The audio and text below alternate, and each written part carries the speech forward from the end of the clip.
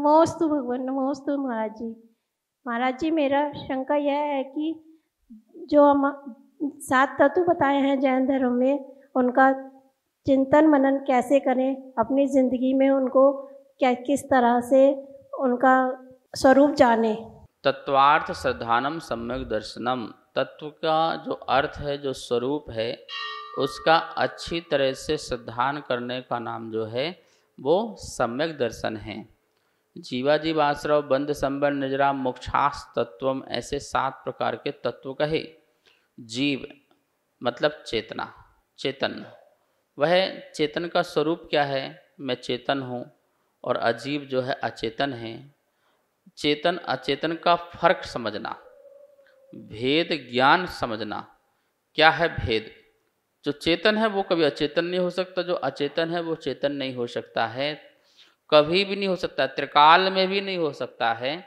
इसके अंतर का ज्ञान हो जाना, इसकी बात समझ करके श्रद्धान हो जाना, इसका नाम सम्यक दर्शन है। तो ऐसा तत्व का श्रद्धान करना। और यह जीव जो है विकारी परिणाम के कारण आश्रव करता है, बंद करता है, और अच्छे कारणों के कारण संबर निर्जरा करता है, और अंततः अपनी आत्म साधना के कारण मोक्ष को प्राप्त करता है। इस प्रकार से ये 7 तत्वों का स्वरूप है, बहुत सरल है। मैं जीव, मुझे छोड़कर के सब अजीव, क्योंकि मुझे अपना प्रयोजन सिद्ध करना है, तो मैं अपने आप को ही जानता हूँ। अन्य को जानने से मुझे क्या फ़ायदा? तो मैं चेतन हूँ, बस इतना ही ध्यान रखें। और मुझे छोड़ के सब अजीब हैं। यद्यपि बहुत सारे जीव होंगे, पर उससे मेरा कोई प्रयोजन सिद्ध नहीं है, इसलिए सब मेरे लिए अजीब हैं।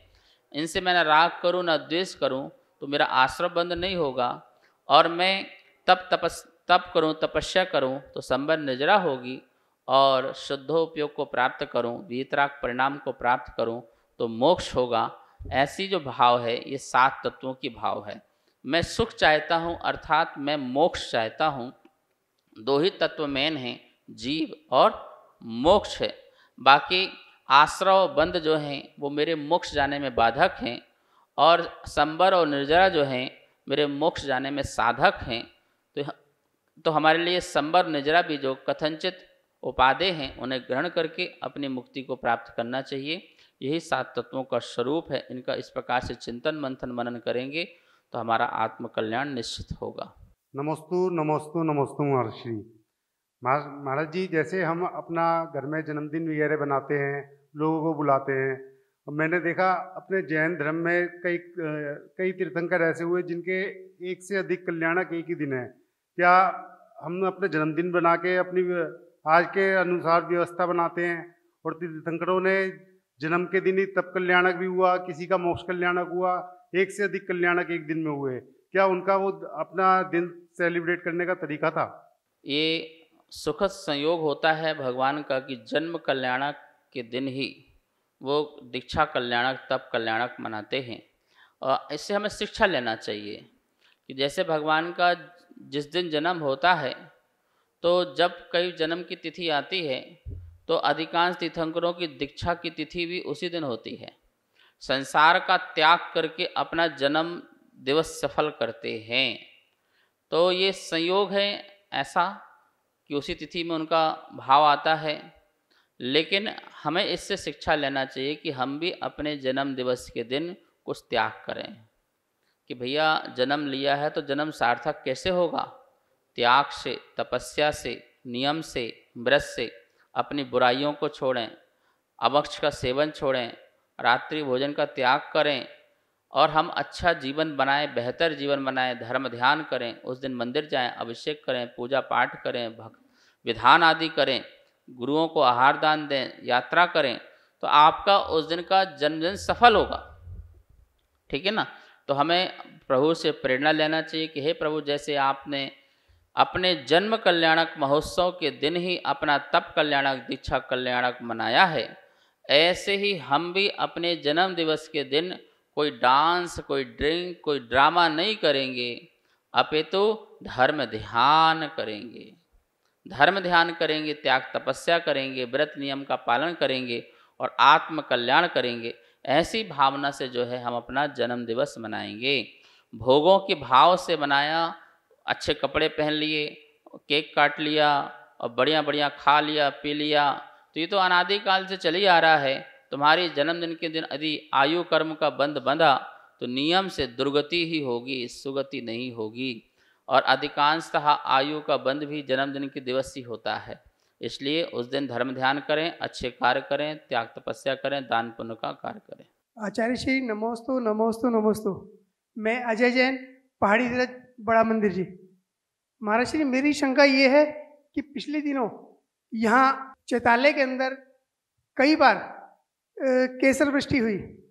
क्या वह पुण्य का योग है समाज के लिए, सब दर्शनार्थियों के लिए, या कुछ और संकेत है? इसका समाधान कीजिए। पहाड़ी धीरज दिगंबर जैन मंदिर में कुछ समय पहले यहाँ एक चैत्यालय है जिसमें केसर की वर्षा हुई। हमने भी सुना और हमारे साथी जो हैं उन्होंने दिखाया भी कि इस प्रकार से। तो जब देवी देवता आते हैं तो कुछ न कुछ अपना प्रभाव दिखा देते हैं कि हम भी यहाँ पर हैं, अर्थात आप सब लोग भी धर्म ध्यान में लगे रहें। कभी कभी देवी देवता जो है धर्म की प्रभावना के लिए, लोगों में आस्थाओं को बढ़ाने के लिए इस प्रकार के चमत्कार और अस्य भी किया करते हैं, जिससे लोग अपने जिनेंद्र भगवान से जुड़े रहें, जिससे वीतराग भगवान से जुड़े रहें और अपना आत्मकल्याण करें। क्योंकि कभी न कभी श्रद्धा को बढ़ाने के लिए अनेक प्रकार के कार्य होते हैं। अपन शोभा यात्रा निकालते हो, क्यों निकालते हैं? लोग जुड़ेंगे, जय जयकार होगा तो उससे लोग जुड़ते हैं। तो ऐसे ही देवी देवता भी अपने दृश्य रूप में न आकर के अदृश्य रूप में भी जिन शासन जिन धर्म की प्रभावना के लिए ऐसे कार्य कर जाते हैं, जिससे लोगों की आस्थाएं बढ़ें। और हमारे जीवन में ये घटनाएं जो हैं वो अनेक प्रकार की होती हैं। कुछ चमत्कार ऐसे भी होते हैं कि जो अपशकुन रूप में होते हैं, कुछ शकुन रूप में होते हैं। जैसे भगवान की आँखों से यदि जल निकल रहा है तो वो अच्छा नहीं है, वो अच्छा नहीं है। उससे कहीं राजा का मरण या समाज के मुखिया का मरण, इस प्रकार का वह शास्त्रों में लिखा हुआ है। तो वो एक स्वप्न जैसा होता है कि ऐसा गलत काम होने वाला है।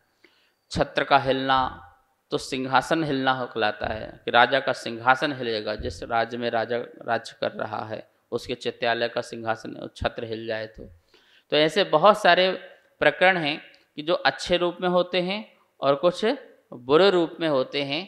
तो हमें ये समझना पड़ता है कि कौन सा हो रहा है और कौन सा नहीं हो रहा है। यहाँ तो अभिषेक की व्यवस्था हुई है देवों द्वारा, तो निश्चित ही शुभ है, अच्छा है, आपके जीवन में मंगलमय है, पुण्यमय है।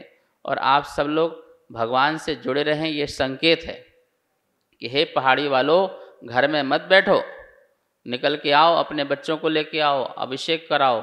देखो हम आ रहे हो, तुम नहीं आ रहे हो, भगवान की महिमा को तुम समझ नहीं रहे हो, तो बोले बाहर आओ और आकर के तुम भी अभिषेक पूजा पाठ करो और अपने जीवन को सफल करो। जो ताकत हमें भगवान महावीर से या समय समय पर जितने हमारे आचार्य आए, जितने हमें बताने के लिए, मार्गदर्शन करने के लिए आए, उन सब ने एक ही चीज कही है, समाज को जोड़ो, समाज की विषमताओं को कम करो।